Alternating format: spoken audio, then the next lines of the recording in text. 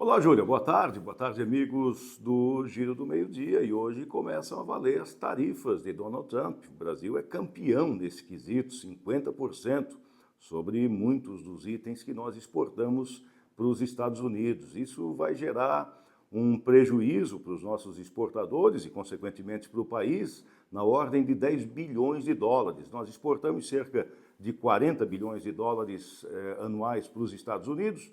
E agora, com essas isenções, com aquela tabela de 700 itens que ficaram de fora, cerca de 10 bilhões serão perdidos. Isso corresponde a 0,6% do produto interno bruto, ou seja, um prejuízo considerável. Tem estimativas dando conta de que nós poderemos perder 146 mil empregos. Inclusive, vi uma estimativa dessa feita pela Federação das Indústrias do Estado de Minas Gerais, de que o Brasil, nos próximos 2 anos, pode perder 146 mil empregos por conta de fechamento de fábricas ou de diminuição de produção de algumas delas, em função dessa praticamente proibição de se exportar para os Estados Unidos, porque um aumento de 50% nos preços industriais tornam as exportações absolutamente impeditivas, ou seja, não há preço para competir por lá. Nem o consumidor americano vai conseguir assimilar isso e nem o produtor brasileiro também vai conseguir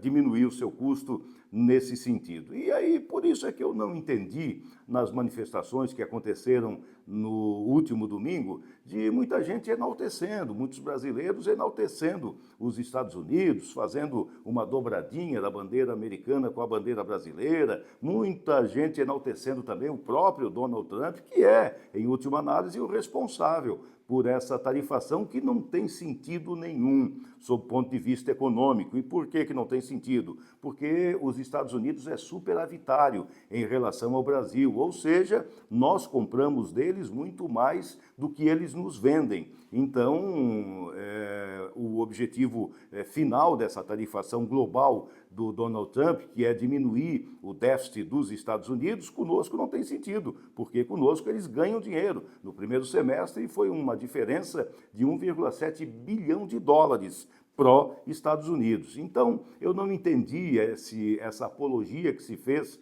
no último domingo em relação aos Estados Unidos e ao próprio Donald Trump, que estão, em última análise, nos prejudicando. Podem causar, ou estão causando, ou vão causar um prejuízo imenso à economia brasileira e prejuízo sob o ponto de vista de perda de empregos. Não se está falando aqui em ser anti-americano, como a gente vê em alguns setores da esquerda, sempre viu isso, né? O Lula, por exemplo, sempre foi muito anti-americanista, mas também não se está falando, ou o que se está falando é de uma apologia, de um salve Estados Unidos justamente nesse momento. Na comunidade das nações não há país amigo ou país inimigo, o que há, na verdade, são interesses econômicos. Então nós temos que cuidar dos nossos interesses. Não são os Estados Unidos, não é a China, não é país nenhum do mundo que vai se preocupar conosco. Eles vão querer ou vender para nós ou comprar os nossos produtos que lhes são interessantes. Então não devemos fazer aqui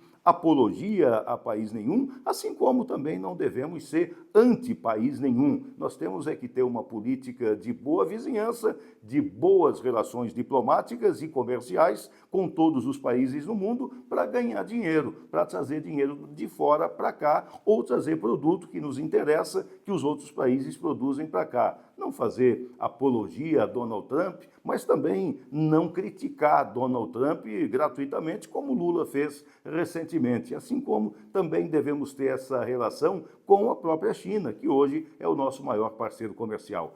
Pragmatismo, isso é o que manda. Um abraço a todos, ótima tarde de quarta-feira, até amanhã.